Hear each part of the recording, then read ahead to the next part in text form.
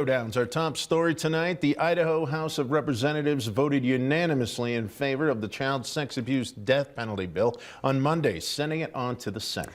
Hometown reporter Derek Kay spoke with state lawmaker who sponsored the bill and what it could mean if it becomes law. There is nothing more evil than a rape of a child, and that's what this bill is about. The Idaho House unanimously passed House Bill 380, which would allow the death penalty for adults who sexually abuse children aged 12 and under. The bill's sponsor, Representative Bruce Skog, argues that Idaho is one of the least harsh states in the nation for sentencing convicted child molesters and that his legislation will amend current Idaho code regarding lewd conduct with a minor. The creation of a new offense, aggravated lewd conduct with a minor under age 12 or age 12. If two of the aggravating factors are present, the offender faces a 30-year minimum or the death penalty.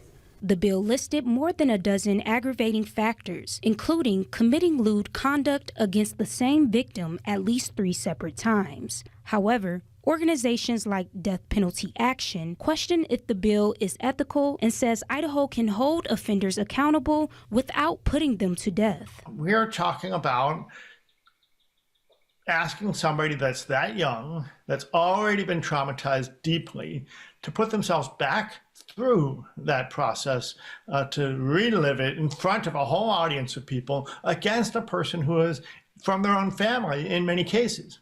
How is that a good idea? Skog, however, disagrees. We have a very good victim witness coordinator program throughout the state of Idaho with all of our prosecutors, with our Attorney General's office that help make it less traumatizing for the child. But what's more traumatizing than a child being raped violently?